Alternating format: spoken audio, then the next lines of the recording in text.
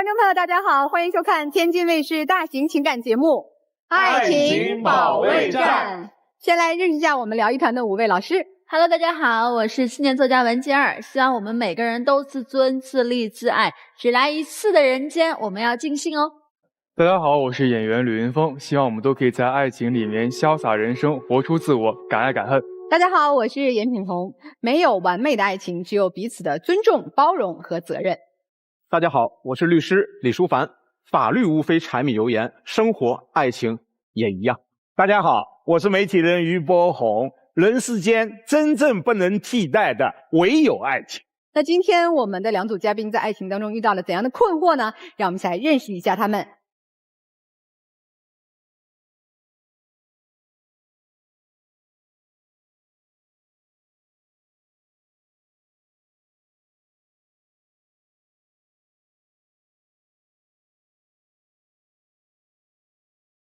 首先要疗愈的是本期第1对情感嘉宾温先生，50岁，来自黑龙江；物业主管王女士，52岁，来自辽宁待业。他们究竟遇到了怎样的情感困惑？你们的感情有什么问题？问题大了，他薄情寡义，他落魄的时候满眼都是我，他现在有经济来源了，然后就想把我给甩了。他强势任性，总想结婚领证，极度缺乏安全感，把问题想得特别简单。我也感觉他有些强人所难了。对方怎么做才能让你满意？他要给我一个承诺或者一个说法，我只想和他踏实的生活。我很爱他，但他感觉不到。其实他挺好的，就是不会换位思考。我们都已经50多岁了，在一起开心，能够互相照顾就已经很好。你要逼婚。哦，2位还是情侣关系，是逼婚逼到这儿了。是我们是朋友介绍的。当时我还是从我上一段感情当中没有走出来，然后遇到他以后，我觉得他长得也很帅，给我的感觉就像郑少秋一样，然后他学历也高，又有文化，所以那个时候呢，他虽说创业失败了，但是我感觉他人很踏实。因为我是离异的，他是未婚，然后呢，我是主动追求的他，我们2个在一起有2年多的时间了，我都不顾及我儿子的反对，就让他住进了我们家。在半年前，我就是想要跟他领证，但是他一直在逃避我，我也不知道问题出在哪里。其实我不是不跟他领证，我现在是不敢跟他领证。为什么呢？因为自从我创业失败之后，头半年他对我的照顾有加呀，感情也处理非常非常好。但是说最近的1年来，他这种态度就变了，他认为我这没有上进心，可能是以后不能再东山再起了。所以说就是开始嫌弃，这个时候呢，就是要求我对他言听计从，那相当于我就是他一个小跟班，相当于就是我是他奴仆，一旦不听他的话他不高兴的时候非打即骂。真打呀？也没有是那样，我就是觉得我爱开玩笑，我性格比较外向，他内向，然后我的动作我就爱撒娇一些。他就是那个比较轻易的打，不是那个家暴的打，是吧？对，夫妻之间有这种亲密动作也正常，但他比较古板，他理解不了，他有点内向性格。就像您刚才说的那个身份搞错了，你说夫妻之间，你真的把他当你老公了？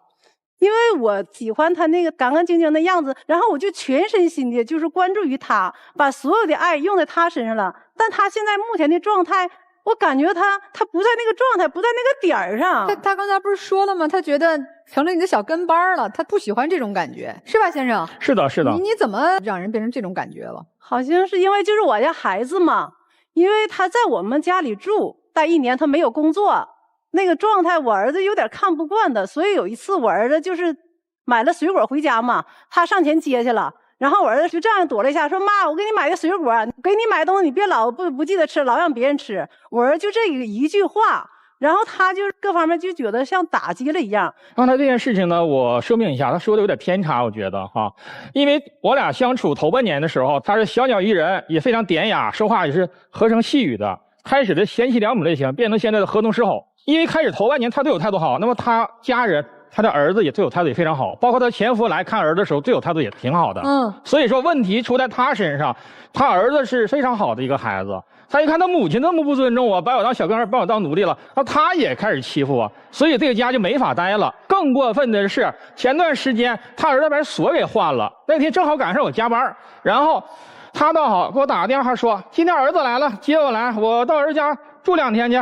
我说行，当时我在单位给下属开会，正忙着呢。我说行，一会儿再说吧，等我回家给你打电话。结果回家一看，门还是那个门，房子还是那房子，锁换了。那个锁就是原来那种老锁不好用，儿子就想给我换一个新锁，方便一些。他把他们家的锁换了，没有告诉我。然后呢，我这个事他确实给我打电话了，我洗澡的时候我没听见，后来我也打电话杠了，我说那个锁的事啊，我就忘跟你讲了，孩子换完事儿呢，我说你该回来吧，我马上回去就接你回来。你可别说了，我在门外站了3个小时，我给他打了3个小时的电话，打了20多个电话，把邻居都打出来了。其实没有那么长时间，他就是太矫情了。儿子可以不告诉我，那他应该告诉我一声。我正在洗澡，然后后来我给他打电话了。他这种为什么这么矫情，是有原因的，就是他现在后来这1年不是上个班嘛，又当个单位里个小主管嘛，然后又挣点钱了，态度就变了。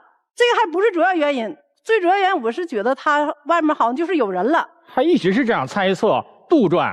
不是你发现什么蛛丝马迹了？证据。有一天我问他干啥呢，他说我加班，但是呢他在饭店跟一个女的吃饭，是被我朋友看见了，他就拍了他一个后背影的照片，跟一个女的吃饭。我一看那衣服我就知道那衣服是我买的，那就是他。然后我就马上打车过去了，我到那就啪进屋就把桌拍了。完了那女同事当时也被我的场面吓到了啊，叫了我一声嫂子就跑了。但是我就怎么感觉他那种行为就不正常？我说同事为什么不坐在对面呢？你为什么你俩这么靠着坐？你觉得关系是那种情况吗？2个人吃饭还坐在一起，就是不是对面对坐，而是2个人坐在一起。对呀，如果他俩对面坐是女同志，我能理解。我解释一下，我们坐在一起说不是吃饭，而是在看手机。他是给我看一些资源。为什么约在饭店呢？是他来约我的。不，这个女士到底是谁呀？是同事？这个女士确实是我的前女友。我后来我要确实是我的前女友。哦，是前女友。呀，那你早说嘛。那我来解释一下这个事儿哈。这个事情呢，就是我大概是在2个月之前，我去参加一个互联网会议，一个偶遇。碰到我这个前女友了，偶遇之后呢，我一问她也成家了，她也是结婚生子了，所以说我这边呢也有那个女朋友了，所以我俩不可能有其他的事情。但是我的前女友和我是同行业的，以前她是我的助理，然后她是被我一手带出来的。那现在我呢是跨行业了，以前我是做电子商务的，所以说现在我这个女朋友她是做成行业的翘楚了，她手头有很多资源。那现在她天天比我领证，你知道为啥现在不跟她领证吗？因为我现在我和她的贫富差距太大了，就因为这一点她瞧不起我。然后我现在想自己赶紧多赚点钱，我哪怕买个10平米的房子，你想领证可以到我家去，然后办一个轰轰烈烈的婚礼，证领了到我家去住，我绝对不再住你家了，我也不会吃你的软饭，因为我从小受到的教育就是什么呢？作为一个男人的话，首先要顶天立地，不能靠女人。但你软饭已经吃了，不要去喊口号了。没有，我是每月给他钱的，给伙食费的。就是后来因为我儿子送水果那次嘛，或者是那个就是反正就是用我锁头嘛，他就找了个借口就搬到许舍住去了。然后搬许舍住了，后来我说那你看你要出去了，你这个家也太不负责任了，作为一个男人呢。他说我有什么不负责任的，我也不白吃你白喝你。那什么，我不在家住，我正常给你交伙食费。确实他每个月给我交了2000块钱。就是一住进来就交2000块钱1个月，不是后来挣了工资以后是给的嘛？上了班以后才给的。他那个生意失败落魄的时候是没有交钱的，没有。另外，这位先生，你刚才说和前女友见面是为了他有很多的资源，哎，你可以得到他的资源，对吧？但你现在做的是物业管理啊。他做的是电子商务啊，因为我是985大学毕业，我的老本行就是计算机专业毕业的，我的老本行就是搞电子商务，而且我的前女友她是我一手带大的，是在前公司，她是我的助理以前。其实多打听一句啊，你这又是985毕业的，又当年做的不错，那咋就50岁都没结过婚？这一点呢，就是我经过2次的恋爱吧，都是一些机缘巧合。第一次呢，就是我的女朋友和我俩都已经要领证了，但是因为当时年轻啊，都大学刚毕业，也都是没有钱。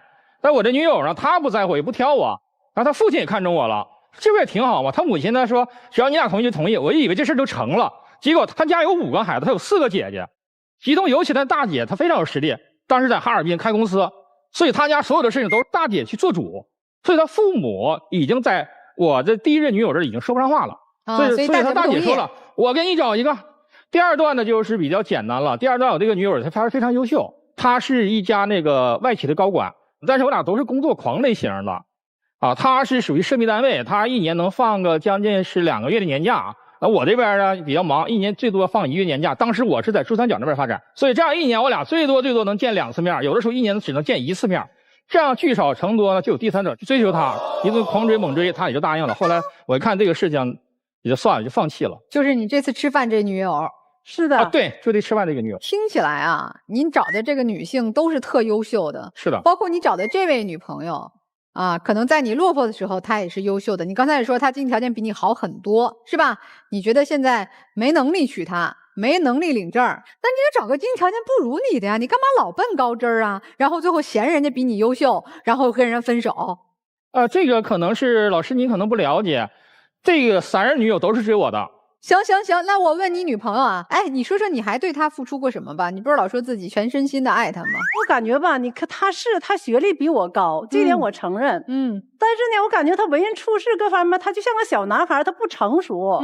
她朋友在外面欺负她了，做那些事情，我就觉得不对呀，没有人情味啊，我去帮她。不，啥事儿？别说那么那我来说过这个事情哈。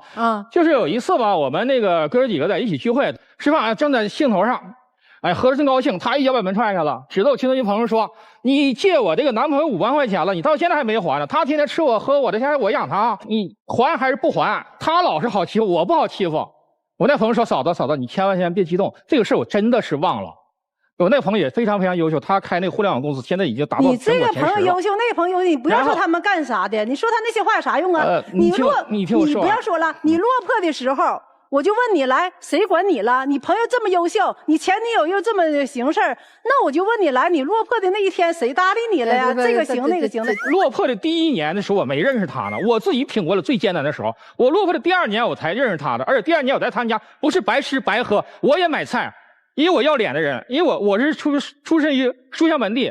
但客观的说啊，你确实在经济上你落魄的时候占人家便宜了，咱就认呗。你住人家这儿不用掏房租，没占便宜吗？他是背着我把我行李箱从我寝室拉走了，我没有办法。还有强行的要他家住。你这么大个人长条腿长个手，你不想住你拿不走啊你？他背着我把我行李啥都搬走，我一回寝室一看什么都没有了。咱反过来说这女士啊，你不能因为人家在落魄的时候你给了人家温暖和帮助，你就能站在他一帮朋友面前颐指气使的把人家所有的朋友都得罪了，这也是你做的不对。你说一个50岁当年考上985得是当地多么优秀的一个孩子，这么自尊心强的一个人，他又落魄过，你老拿这个软肋戳他，你老戳他那个最难受的地儿，他能跟你过吗？要我也搬走了，大姐受不了。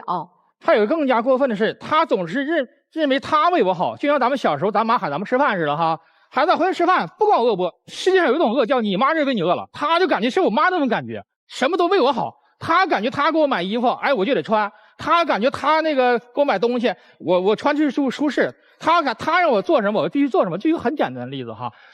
他给我买衣服从来不问我，然后呢，你还必须得穿，从里到外你必须得穿，而且我俩一起出席一些公共场合的时候，我要不听他的，不穿他衣服，他都不带我去。咱抛去这些啊，咱也稍微温和一点说一说，回顾一下，哪怕你们今天分手了，咱还是有一段情谊在的嘛哈。你这女朋友没有对你好的时候吗？让你觉得舒心的时候吗？我感觉她非常优秀，你看她穿着呀，长相非常漂亮，也能力非常强。我确实是他帮我重拾了那种在奋斗的那种信心，确实是这样的。那他还有什么让你觉得，就是除了他总说这些事儿哈，或者让你下不来台没面子，还有什么让你觉得不太能接受的，或者说目前不适合领证的原因吗？那说出来我怕刺激到他。到最后他是在我离开他家前的1个月吧，那也是我下决心离开。为什么？他找了一个男舞伴，他有一天他突然跟我说：“哎呀，你看我现在胖了。”你看我很多衣服我穿不了了，那我说行，那你就去报个班吧。完他说，哎呀，班都报好了，又是先斩后奏，是他什么事情都做完了再跟我说。报了一个什么拉丁舞班，我说报就报吧。结果我发现不对劲了，每天到饭点的时候到点就走。以前呢把家收拾特别干净，自从有了男舞伴之后，家也不管了，不闻不问。有的时候我跳到半夜10点多钟，有一次打电话不接我怕他出事，我到现场一看，整个广场就剩他俩了，伴舞的人配乐人都走了，他俩还在那腻歪，还在那跳呢。我们那是报的一个班，他是有点嫉妒人，那个确实那舞蹈老师长得身材各方面帅一点。那个是老师是吧？对，我报的是一个班，是一个老师，老师又不是教我一个学生，而且他说那个时间点我们是上课的时间点，他就那脚丫子那不是上课的时间点，早点下课，所有学员都走了，老师一直单独教他。老师要选拔出来比赛嘛，第2天，然后就觉得我比较合适，就觉得我可以去比赛，所以就给我加了个班儿。加了个班儿，他赶上了，他就非得要这么说话，非得要扭曲这个事情。不是，那咱换位思考，如果是你的女朋友、你的爱人的话，也总是跟异性这么去接触，而且一跳得到晚上10点多钟还不联系你，打电话也不接，你怎么去想呢？先生，我回答您这个问题啊，巧了，我也是双一流毕业，换位思考这4个字说的特别好。如果是我也不太能够接受我的另一半比较晚了跟一个异性跳舞。换位思考啊，那么我的另一半能不能接受我以一个加班的理由发现我跟一个异性在一起吃饭？这就叫50步笑百步，半斤八两，就这样吧。这事儿先放在这儿啊，谁不舒服谁知道，谁做的不妥谁心里也有数啊。我感觉他现在说这些话和1年前他对我的态度现在就转变，那肯定是转变了。他就觉得他现在嫌弃我是一个2婚一样啊，是吗？就是我穿衣服，就细节到我穿衣服他都能去管去。你说我和你前夫还有来往吗？我前夫几乎没有来往。现在他还给他前夫钱花呢，大概是在我离开他家的1个月左右吧。有一天晚上哈，突然接到一个男人电话，陌生男人给我打电话，他说你是谁谁谁吗？我说是啊。我说有什么事情吗？啊，我是那个他的前夫。我一看这人喝醉了，我感觉他喝酒了。啊，那我说你有什么事情吗？啊，你搬出去就对了。我告诉你啊，我俩那个20多年的感情，我过段时间我俩就要复合了。我俩还有那儿子都28岁了。你看看我这经济不好，我一张嘴他20万就给我打过来了。你搬出去是你的觉悟。啊，你就不要搬回来了。然后那个我给他打电话，我核实这件事，我说是你前夫。他说给你打电话这个人是不是我前夫我不知道，但是借钱的事确实有。那我说你解释一下，他说没有必要给你解释我的钱。这个吧，我承认我确实借给前夫个20万，这个是有原因的，因为我们之间没有来往，我一直有你，但是他给你打电话我不知道，因为那是孩子看你从我家搬出去了，孩子的行为你要理解，孩子想让我俩复合，20万是因为他是做生意的，做生意就是目前有点困难嘛，他通过孩子说要跟我俩借20万。你说我是2婚家庭，面临的就是这种状态，有什么办法？我只能说没办法，说儿子求到我面，说妈你给我拿吧，我到时候我给你担保这20万，我肯定能我爸从那个生意里挣回，我能给拿回来。我一想想，孩子既然说话了，我就确实我给拿了20万。听明白了，你们俩说说诉求吧，今天来要干什么？其实吧，我今天来呢是想给他最后一次改变的机会。改啥？就他那种女王式的那种性格，霸道的性格，改不了，都50多了，什么都为我做主，而且名义上都是为我好。改不了。这东西如果要是他能改变的话，我就可以还跟他说；改变不了的话，行了，你爱上的当初爱上就是女王，现在你又让人低下头把王冠扔了，你这女王不是女士，你有什么诉求？我这个年龄了，我也不好意思说，其实我还是喜欢他。他一直在逼婚呢，把你嘚瑟的，气死我了！就是我喜欢，一直在逼婚。哎呀，这天下就这一个男的吗？你就非得逼他？你看他嘚瑟的。不是，我不是3个女朋友都是倒追我的，我这女朋友就跟我谈，老要逼我的婚，气死我了。来，俩小年轻。其实我觉得吧，他们有点没有把彼此当成就是当成一家人那种感觉。您看一个小年轻都看得一清二楚。就是我觉得姐姐。其实你渴望爱与被爱，但是这大哥他有点想飞。其实这个大哥，我反而觉得其实不太适合您这个姐姐。这个大哥呢，他其实是如果你可以一直娇滴滴的让他软饭硬吃，他是没问题的。他的心里面有很多的等级，你知道吗？所以他上来很多的表述，说我以前的女朋友都是有多优秀啊。说实话，你在这个舞台上讲这些东西没有任何意义，因为那跟你们俩的事情无关。姐姐，你有没有想过，这是他吸引你的一种方式啊？其实他一直在给你抛橄榄枝，是你有点钝感力太强了。你想跟他在一起，其实很好说，你就跟他说你哪怕你骗骗他，你哄哄他，你说哎呀，我之前可能有什么做的不好的地方，以后我改改呗，立刻你俩就能和好。你俩之间只是差一张嘴或者差一个翻译器而已，你们俩之间没有任何的原则性的问题。还有一个点什么，就是我觉得这大哥其实有一个话说的没有毛病，就是你真的是不给他脸。其实我也是为了他好。什么你为了他好？你凭什么为了他好？你为了他好你就不给他脸了？他妈为了他好还要给他脸呢？你为什么为了他好你就不给他脸了呢？他认识你之前他是个社会的独立的人啊，他有他的朋友圈啊，你的好他都记得，但是他的好你是不是可以说出来啊？你什么都有，他现在就是需要你给他一个尊重。这个事情很难吗？你如果做不到，你就不配得到这段感情；你做不到，你就玩不起。啊，你这个钱爱给谁花给谁花，人家可以不买你的账，他养活自己没有问题的。他是因为情感，他是因为对你有期待，他选择跟你继续走下去。但这个走下去（括号不等于结婚啊）。还有一点，人家也不敢跟你结婚，他害怕呀。你们俩现在谈恋爱而已嘛，你就去砸他的场子。你俩结婚了怎么办？他也50岁的人了，为什么要被一个姐姐这样管教？你们俩只是谈恋爱，你不是他妈妈，你有自己的儿子，你有自己的孩子。就是咱们不管女生不管多大年纪啊，52岁你长得很漂亮很美，你很优雅，你保持自信，只要你一直自信下去，你眼里不要去把时间和精力都花到他身上，立刻你俩这日子过得完美无瑕。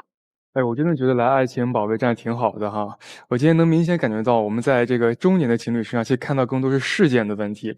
那其实我们就可以一个一个事件来说，看看到底能不能解决。我个人认为挺难的。二位都有跟异性接触的这个问题，如果这件事情放在一个青年情侣身上呢，我是不可以忍受的。我觉得这个是有一点点越界了啊。但是放在你们二位身上，我是可以接受的。为什么？因为我觉得你们要降低跟异性的沟通成本。当发现一个人不合适的时候，我允许你们迅速的接触另一个异性，不管你们是不是真的想要去接触，这个不管。还有一个就是。您很在意他跟他前夫的这个问题，你要把他想成他的前夫，这事儿无解。因为你把那个人想成孩子的爸爸，就有解了这个事儿啊。你说，那孩子爸爸过不下去了，他能看着孩子亲爸不管吗？不可能啊。但是有个名词伏地魔，您知道吧？就做个比喻哈。如果假设真是领了证，真是结了婚之后合理合法的夫妻，那么这个时候。如果他儿子又来了，说：“哎呦，爸爸快死了，在医院呢，需要100万。”但实际他爸没有死哈，这我讲，他肯定是夸张了哈。那100万你给还是不给？那走这么没有底线的话，这日还怎么过？所以我担心，我害怕这一点。治病的话，那也得给呀。其实这些东西我也是有底线、有分寸的。你说是有底线，但你现在你的行为，你对我的态度，我自己底线不用你管，就这样是。这个也不重要，因为我觉得你们。领不了这个，领不了这个证现在啊。然后最后一个，我觉得你也别这么怪大姐，就是去跟你朋友这拍桌子。首先第一，大姐您肯定是越界了，这肯定是您的不对。第二，我觉得你那个朋友也有一点点的问题啊。如果这事换做我来说，就我的兄弟的媳妇儿过来跟我拍桌子，我一定很生气，我气炸了。但是我真不至于跟我这兄弟绝交。但是我们困难的时候跟他要几回，他不给他，对，其实他这朋友也是有问题的，所以你别全怪在这个大姐身上啊。以前你觉着钱你来出，房你来提供，你是享受女王的待遇的。那这个男人也觉得我在我女朋友家吃住，虽然我付了一小部分的费用，但我还是得了我女朋友的照顾的，所以他是自愿降低状态去迎合你的。但是一旦他回到了他生活的正轨，人家本来就是个有工作赚钱的人，大学毕业，对吧？你们俩过去的那个伪装就都装不下去了。大哥也不是那个逆来顺受天天给你端洗脚水的人，他本性不是，他之前是觉得有点理亏，对吧？我住人家家了，我不得多付出一点，这叫人性。他也没有太大的毛病，虽然听起来没有那么厚道哈，但是也没有大毛病。你俩现在本来面目都出来了，你的那种控制欲，你的那种就是说难听一点，那刁蛮劲儿一上来，真是没天没地的，为所欲为，口无遮拦，你一定是这样的。你能去在人朋友面前拍桌子，虽然他的朋友做的也不厚道，但轮不着你拍桌子。所以大姐，我觉得你们各回各的正轨，你在你的轨道上本来就是个强势的女人，你多能干呀！从东北来，在北京说给前夫20万眼睛都不眨，说买衣服1、2万，你挺能个的，你可不是个柔情似水爱撒娇的小女人，你就是个雷厉风行很泼很有主见的大女人。你就去真正找那个小绵羊啊，能愿意听你话，软饭软吃，不是软饭硬吃的人。你也别找什么985了，什么学什么计算机的，曾经叱咤风云的，人家也不服你，对吧？先生，你就先忙你的创业，你这人是不服输的，你事业折腾不出来一番，你是很难做到成家的。所以你先在你的轨道上好好走，下次再遇到女人给你抛橄榄枝，说你困难时候我帮你，你就别进那个甜蜜的陷阱啊！他也不是真的帮你，他是想占有你。所以啊，您就好好奔事业，遇到一个和您能够齐头并进同频的女人，咱们再组建家庭，反正也50了嘛，是不是？也别着急就陷入下一个温柔乡，惹得自己一身麻烦也处理不了。首先，这个先生啊，就是您是一个高认知、高自尊，我相信这个可能也学过法律基础常识。我先说您的一点，是不是对这位女士的个人行为有一些认知上的差异啊？你比如说，您认为她把20万借给了前夫，借给了孩子的父亲，这是人家自己的钱，因为您不是所有权人啊。您认为他让您的哥们儿提前还钱，您认为他越界了，那同时您这个是不是也越界了？能做主的人是谁？配偶、父母、成年子女，这法律上来讲这是可以作为监护人的。如果您想介入他的生活，成为配偶，今天领证，明天你就可以说这个钱不能给，这是夫妻共同财产。你给了，你经过我同意，你要不经过我同意，我现在可以找前夫哥，我把这钱要回来，咱俩再分。这20万你分10万留下来，10万你再给前夫哥，这我没意见。但是20万你得先要回来，前提是成为配偶。然后在这位大姐啊，找朋友还钱这个事儿啊，真的是伤人自尊，尤其是对男士来讲，在一帮朋友面前，我丝毫不否认您的善意，您是想让他把这个5万块钱赶紧拿回来贴补一些他的生活工作，但是这个事儿做的不对，伤男士的自尊。这是最后我总结我的观点啊，双方各有越界之处，也各有没有认清楚法律对我们每个人公民权利底线的界定。用咱们大白话来讲啊，各过各的，婚姻保卫不了，咱们各走各的路。一个男人迟迟不愿意娶你，除了不爱你，别的理由、别的借口都是瞎扯。一个男性50岁没有走进婚姻，这是你的自由，我们表达我们的尊重。但是我想说的是，这个男人绝对不会为了你而去放弃自己现有的自由。确实，就像你说的，他长得是你喜欢的那种模样，另外他的学历又高，还有你曾经帮助过他，就强迫的去要这样的一份爱，这也是不妥当的。因为爱是没有条件的，男生他乐于的是什么？就是被女性追，所以他津津乐道，自己的3段感情都是女追男，他现在等待着下一个女追男。在这一段感情当中，不要把自己扮演成一个受害者。我和你同居是因为我的行李被你抢走了，真是您把我拖进了你们家，咋好意思说？如果真的他把门锁住了，你可以报警，侵占行为嘛。对呀，另外您长着双腿可以跑啊，去买菜的时候跑啊，不要怪他把你的行李抢走，也不要去找他这个不是那个不是。他去参加一个舞蹈培训班，和人家难道不是一起跳舞吗？您上升到和异性肢体接触，你厚不厚道？不厚道。另外，不要时时的拿自己的高学历让他迷惑，希望你自己爱惜自己，自己尊重自己。我也希望老师能尊重别人，我也希望你能换位思考。如果换成你遇到这种情况，我没有机会了。都一把年纪了，都年过半百了，别在场上让人看着就不好看了，是吧？两位请回，请回。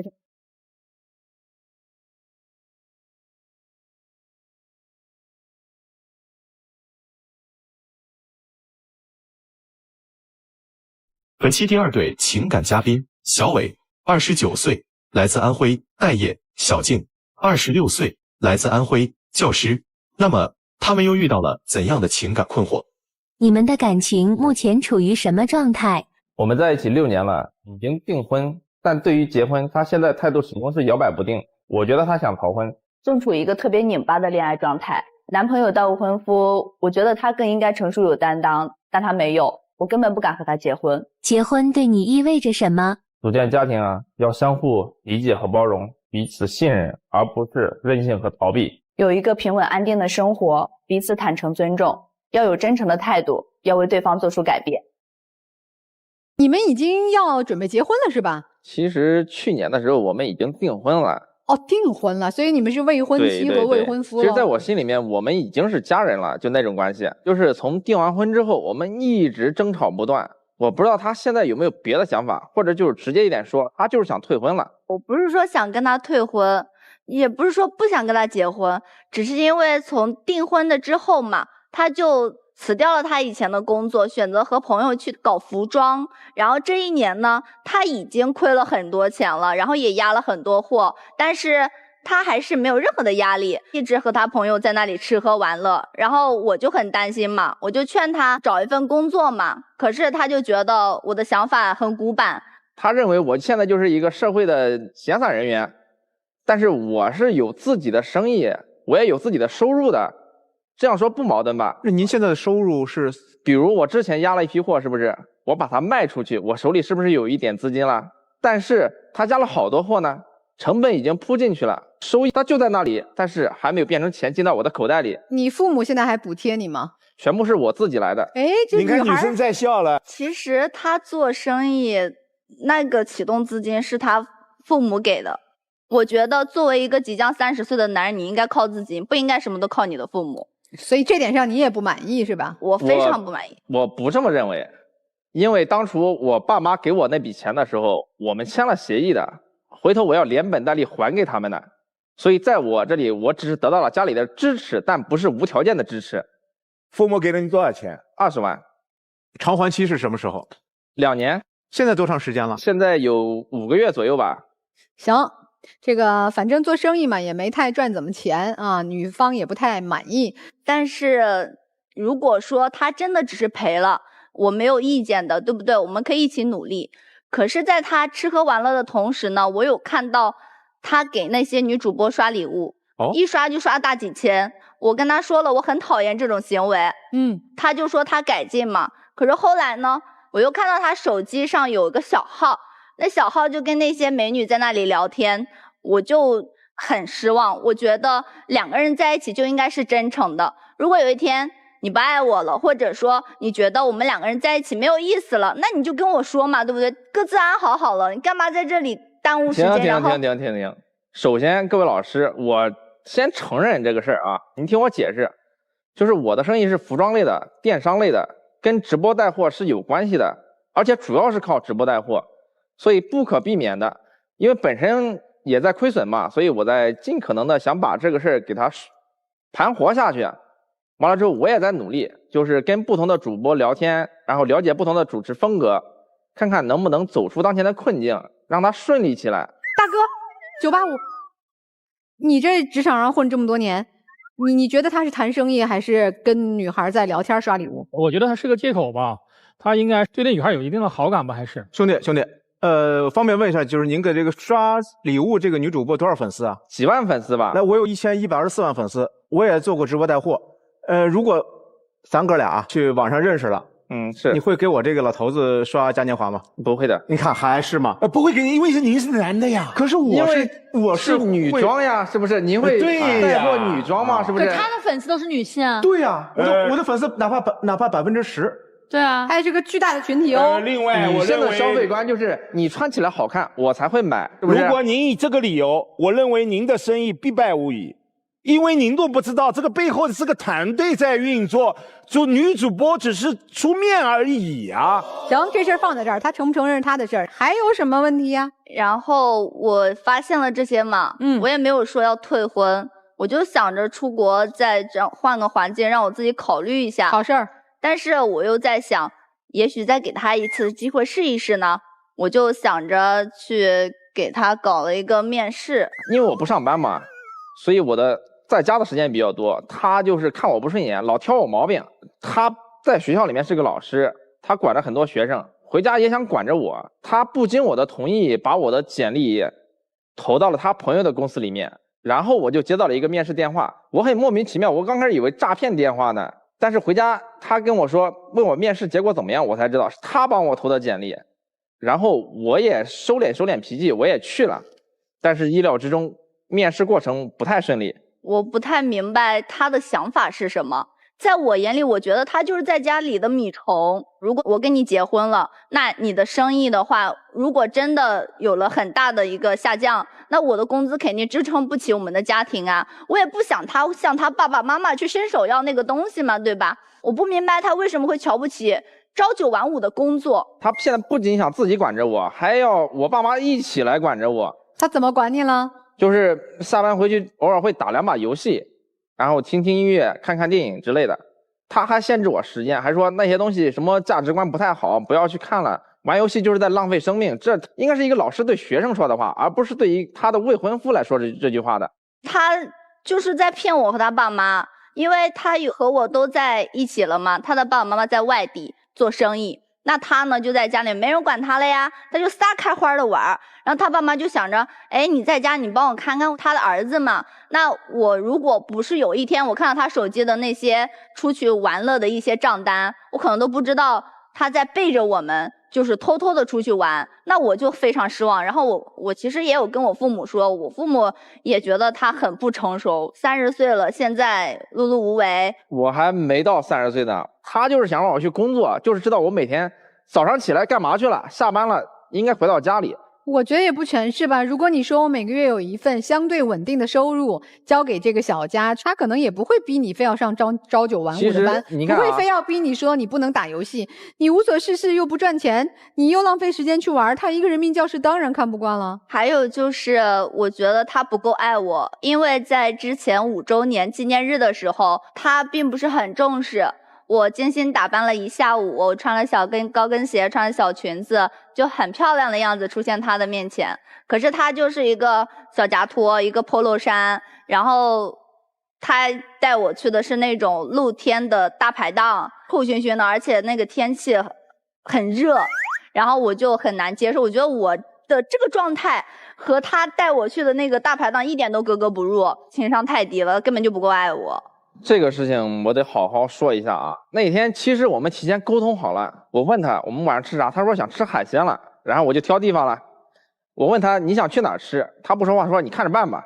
其实之前也过好多纪念日，都没啥事儿，我不知道他为什么这次反应这么大。那我朋友周年纪念日都是这样的呀，高级餐厅，然后拍照打卡。而且啊，我自从接触生意之后啊，我想用钱买到实在的东西，不想为那些华而不实的环境什么买单。啊，好，那你接触了生意之后赚到钱了吗？有亏有赚，也有赚的时候，我也没少花钱。行吧，来，双方父母现在对你们的这个关系怎么认知的？他们还赞成你们在一起吗？我父母不太赞成了，但是我们俩在一起很久了，我有一点不舍得，我有着想着让他去改变。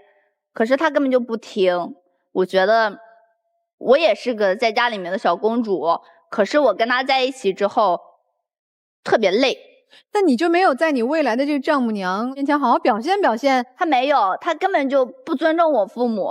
就是我们经常会在一起吃饭嘛，可是呢他是怎么做呢？自己点自己喜欢吃的东西，也没有问哎那个阿姨您吃什么呀，他就没说，他就自己点了，点好了就哎服务员给你，然后呢人家就上餐了。我父母在想可能他还小无所谓，对不对？可是餐都上来了，他呢自己在那里哐哐哐的那个吃，我的天哪，你不觉得这样非常的没有礼貌吗？我先回答一下老师的问题啊，就是我爸妈对于我们两个的关系啊，就是全是鸡毛蒜皮的屁事儿，就不涉及到原则问题。两个人你吵也好闹也好，他们听都不想听这些东西了。你们两个已经订婚了，下一步考虑结婚的事了。房子是我爸妈好多年前就买好了，也重新装修了，然后车子是他们给的首付。但是一切的一切，您笃定的是父母都会帮你的吧？我有这个底气，但是我不会去用那份底气嘛。你父母肯定同意你们在一起啊，人家人民教师是吧？对对对。他父母不太同意啊，觉得你不稳定，然后呢又不太通人情世故，对吧？这个姑娘是不是家里还有兄弟姐妹啊？我有一个弟弟，我弟弟他还在中考，我弟小孩嘛，他想玩，但他呢也想玩。好了，他俩对在一起了。因为在前段时间我弟弟不是即将中考嘛，然后我妈我爸他们忙生意也比较忙，就让他帮忙带一下，就是结果学习之后他带我弟弟去吃烧烤、打游戏、玩篮球，一玩到大半夜。他以前就是这样，他晚上他都不回家，他妈给他打电话他都不带接的。然后呢回来之后，我的弟弟那身上臭乎乎脏熏熏的，那我们家就很爱干净嘛，然后就会觉得我让你把我家孩子稍微的带个1-2天，你把我孩子带成这个样子，而且快中考了，即将要考试了，你不觉得成绩很重要吗？他嘞无所谓。然后我父母就觉得30岁的人了，没有工作不说，而且还那么爱玩，现在搞得好了，我的弟弟天天也想玩，成绩呢也不怎么样了，我感觉。哎，这弟成绩不怎么样，就别赖男朋友啊，咱有啥说啥。他弟确实成绩提高了，我跟你说这是怎么回事啊？就是上次他一个节假日嘛，他爸妈有事出去了，让我带他弟带2天，然后就去我们家玩了一会儿电脑游戏，然后到饭点了吃了一点烧烤，晚上的时候又约了几个朋友去打了会儿篮球，这很正常。然后我就跟他弟说了，我说放松也放松完了，咱正事也不能落下，下次考试你只要进步，我们接着玩，这属于男人之间的君子约定嘛，是不是？但毫无意外的是，他弟后来成绩也提高了一点呀。是不是因为他提高的？您是人民教师，您说？那是因为我家人的教养方式。但是我认为是因为我，因为我让他弟开心有动力了。哎呀，一句话就能让一个初中的小孩成绩提高，那你去当人民教师多好呀！咱们不去再说细节了啊，我觉得眼下也很明显有一个方向的问题，女生是要决定出国深造了，是吧？对，因为之前有一段时间我在国外工作，男生同意女生出国深造吗？我当然不同意了。那他非要去怎么办？非要去，我们的关系也差不多，也没办法了。那你接受这个结局吗？不能接受。行，那人家女生其实表明的就是想告诉你，咱俩虽然订婚了，但我不满意，我先出国深造，咱俩关系暂缓，是这意思吧？其实也不是。您的出国深造是不是一种逃避？得了呗，来，我们问问这对儿马上就要分手的情侣，你们给这小年轻什么建议？我觉着女孩子很务实，但是男孩子这个性格我也接受不了，他没有责任又没有担当，又不心疼父母，我不喜欢这个男孩子。我觉得咱们对年轻人的态度应该是开放一点哈。我感觉这位女生可能有点挑剔了，应该再给她一次机会啊。那你们俩这个感情，你还需要女方再给你一个机会吗？是我应该再给她一次机会。行吧，那到底给不给机会？谁给谁机会？谁要不要这个机会？啊，咱听听这个老师们的建议。别给机会了吧？这有啥好给的呢？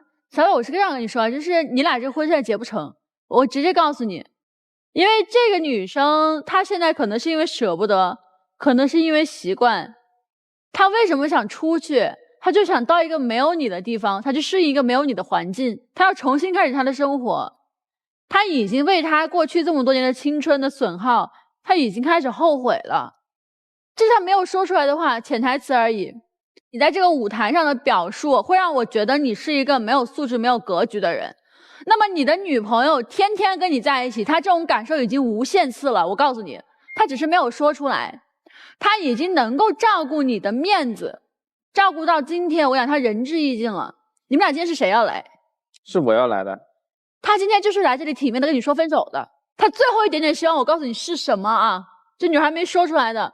她最后一点的希望是你能够开出非常有利的条件，让她留下来。对她来说，你们所有的感情，她心态已经平衡过了，她一定是再三平衡过之后，她才会选择我要走出去的。她也很明确的告诉你说，我和我的父母现在对你是不满意的。那么你如何做到让她满意？这个东西不一定跟钱有关，但是一定跟你的诚意有很大的关系。对，你要去想一想，你要怎么做。现在1、2、3、4，你自己想。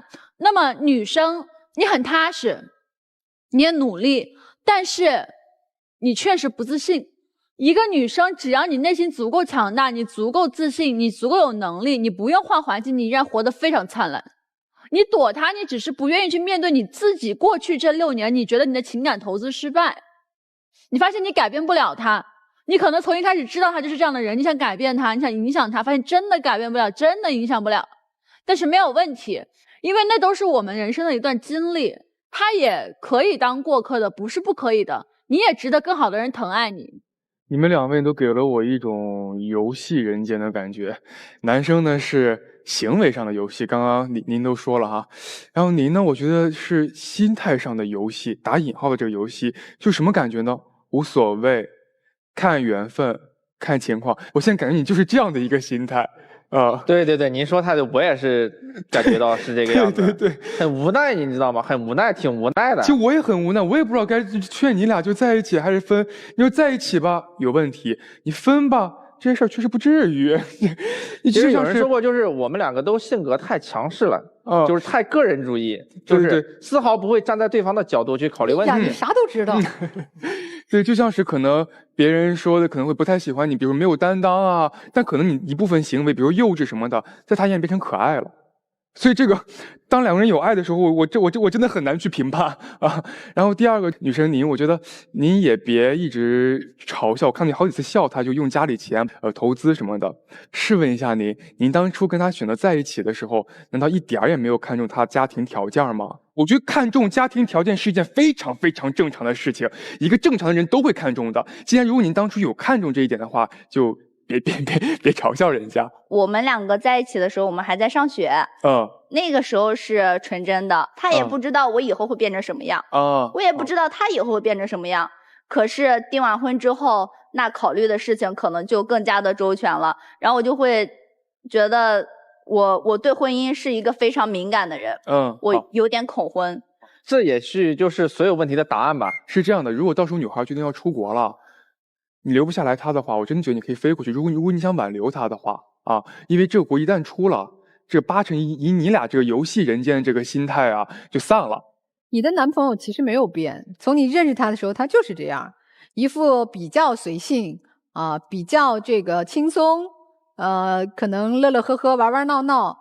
他就是这么一个人，他从头到尾都没有变。他管这叫纨绔子弟。哎，不管什么，你从认识他那一天他就这样。你当初喜欢他就是纯粹简单，没压力，在一起，对吧？很愉快。去年订了婚之后，你变了，不是他变了。订完婚之后开始考虑婚姻需要更多的责任、担当、承诺。但我也不是要批评你啊，因为我们毕竟没有结婚嘛。如果你认知真的发生了变化，你也别拖着他了，他这辈子可能就这样，他不会为你改变。我不建议你为任何人做出改变，除非你自己有一天觉得我这个男人我应该去走什么样的路，对吧？你现在为他做出改变，去上一份朝9晚5的工作，过2年之后你开始抱怨，就是你当年拦着我做生意，你看我那哥们儿的服装生意都赚了大钱了，看别人房子越换越好，你俩这日子还怎么过？我没钱换房子。所以啊，我跟你说，他不会为你而改变的，变了你们俩过不好。所以你去认知一下你到底想要什么。男生，我觉得你还是应该相对多一些正形吧。我对你给主播刷礼物，然后你粉饰说我是在跟人家聊生意这件事，我对你特别的不满意。至少你70%以上是瞎聊天，是不是？是的，是的。那你干嘛那么虚伪的？我觉得年轻人喜欢看主播刷个礼物，我没有太大的意见啊。但是女朋友有意见，你就做的不对。所以你现在的状态也不适合进入婚姻，你根本不愿意为对方，就你的配偶，不管是他还是你未来的谁啊，你现在就不愿意为对方去做出调整。那两个人在一起不是一个人，如果两个人都不调整，各按各的喜好，各按各的生活方式去走这个路的话，就走不到一块儿。两个人永远不可能成为一个人。所以我建议啊，你们真的是，如果女孩能出国，我觉得是最好的选择。用出国，用异地去让你们的这个剩余的感情再做一个稍微长的延展啊，也许就延展着没了。也许呢，在这个分离的过程当中，彼此调整了认知，或者直面了内心，发现彼此还有需求，说不定还又能走到一块儿。所以他出国，你一定要全力支持，这是你最后的机会。我是劝和的。然后我再问姑娘一个问题，你们两位现在是经济一个混同状态呢，还是各花各的呀？各花各的。各花各的。你看，这更加印证了我的观点。首先，两位这个都是能做到经济独立。你别管男孩子这个经济独立是靠自己赚的，还是家里边的支撑，对吧？反正没有互相花对方的钱。如果到了那一步，反而矛盾会更深。第二点啊，就是姑娘，其实啊，如果你想出国的话，那很简单，你早走了。也就是你想给自己一个机会，所以说这是我能看到从您这边还是想维系这样一个关系的一个最基础的前提。然后我们再说男孩子这边，婚姻也好，爱情也好，感情也好，是你们两个人共同经营，你不能说你认为鸡毛蒜皮，你最好你能够达成一致，让你的未婚妻也认为这是一个鸡毛蒜皮，这个事情不就迎刃而解了吗？其实我是有一点大男子主义的，这我承认。对呀，所以说人家不认为这是鸡毛蒜皮，人家认为这是一个相对比较大的问题，是需要什么？需要咱们男人，需要你来做工作，或者做一些退让。女生，你的未婚妻已经做出决定了，现在还愿意给你一个机会，来到了咱们的爱宝的现场，那你做一个选择，能不能做一个退步，做一个让步？所以说我个人观点。一会儿你们在门里边慎重的考虑。任何人都不要勉强自己，尤其不要委屈自己，走进自己并不看好的婚姻。另外，我认为这个女生她并不是恐惧结婚，而是恐惧和这个男人结婚。一个男人的责任担当和上进心，对一个女人来说，那是风雨中的伞，那是黑暗里的灯。他确实和以前的想法不一样了，以前只是谈恋爱，甜蜜浪漫就可以。等到订婚以后，他确实要审视这个男人有没有责任担当，有没有上进心。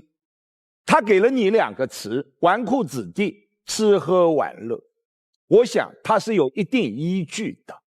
一个男人，我们不能以父母实力为底气，而应该以自己的努力为志气。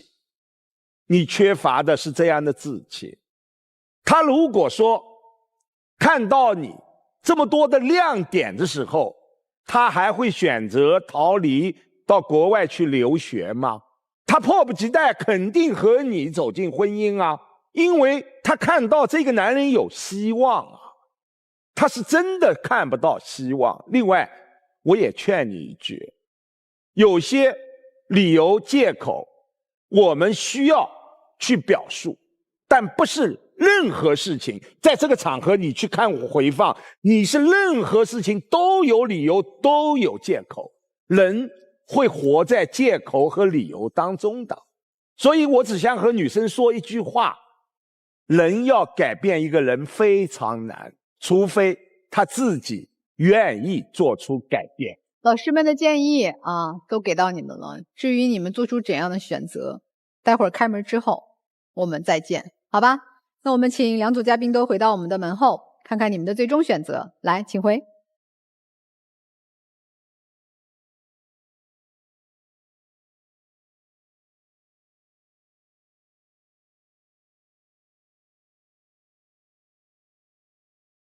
如果您有情感方面的法律问题啊，也可以在私信和我们进行联系。那我们将会请律师在我们的节目当中为您做出解答。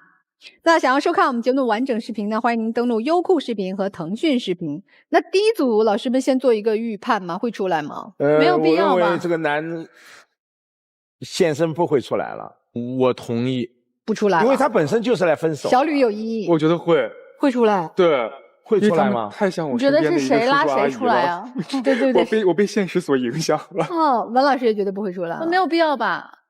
我怎么和小吕老师有一样的感觉？就很莫名其妙的一个直觉。看他们自己的选择，当然我们希望他们别出来了啊，各自找适合自己的最好了。来，请开门。对不对？没有，没有。好像没有。虽然我猜错了，打脸了，但是我觉得他们不出来是好事啊。祝福他们，没出来一样祝福你们。来。那我们第2组呢？我认为女生也不会出来。第2组，我觉得会出来。女生对这个男生已经失望了。我倒是觉得女生会。我也觉得会出来。我也觉得会出来。我认为不会出来。您觉得不会出来？他已经对这个男生失望了呀。那其实像李律师说的，他要走就真走了。对，他就早就走了。犹豫还是想去再做一个，对吧？激励什么？对，我也觉得。好，看看他们自己的选择，请开门。不会也走了吧？不会吧？收了啊，没有哦，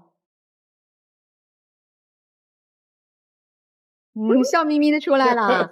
女生就爱笑，从头笑到尾。那说说你们出来是为啥呀？决定以后这路怎么走？男生有承诺吗？来说说。其实我们之间的问题好多都来自于误解。咱别说那么大，说点务实的，不再去解释，往回。就是我以后会把我做的每一件事跟他汇报清楚，让他垂帘听政，知道我每天在干什么。女生说说。你这出来是为何呀？这国还出不出了？看情况吧，他要是还是那样玩着，我就走。就多读书，多看报，少玩一点，常汇报，是这意思吗？对，这你就满意了。不过男生，您真的要做出改变。我不能说阅人无数，当了30年记者，看过无数人，真的，我从您身上看不到那个上进心，真的。但是两个人的结合真的是要彼此包容，是要彼此站在对方。哎呀，行，不说了，不说都没用。行了，抱。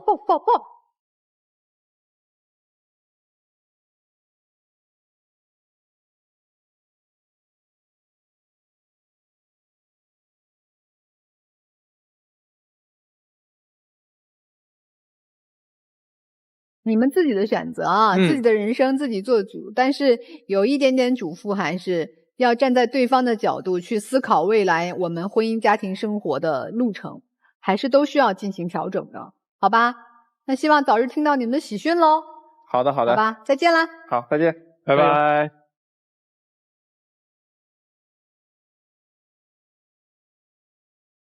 好，接下来我们一起进入婚恋新说法。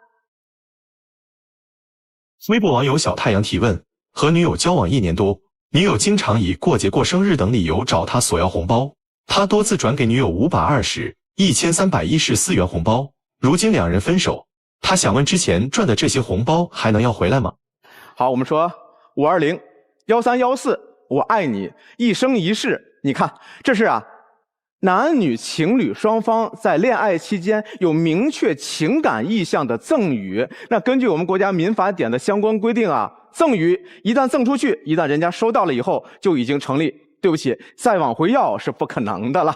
但是你也别着急，也别灰心，因为你提到了一个细节，女朋友往往会以主动找您要的方式。那么如果这种方式，女朋友会有一些理由，比如说我明天过生日，刚好房租又到期了，手头有点紧，可不可以给我转一个1314？如果有这样的记录，那意味着女朋友以这样的一个理由对您进行了一个民间借贷，这是借款，像这种情况下是可以要回来的。当然最后还是提醒大家恋爱期间嘛，双方卿卿我我，甜甜蜜蜜，但是一定要注意不要有大额的财产往来，避免将来分手的时候搞得互相都不体面。好了，感谢您今天收看我们的爱情保卫战，也感谢我们的老师们，我们下次节目再会。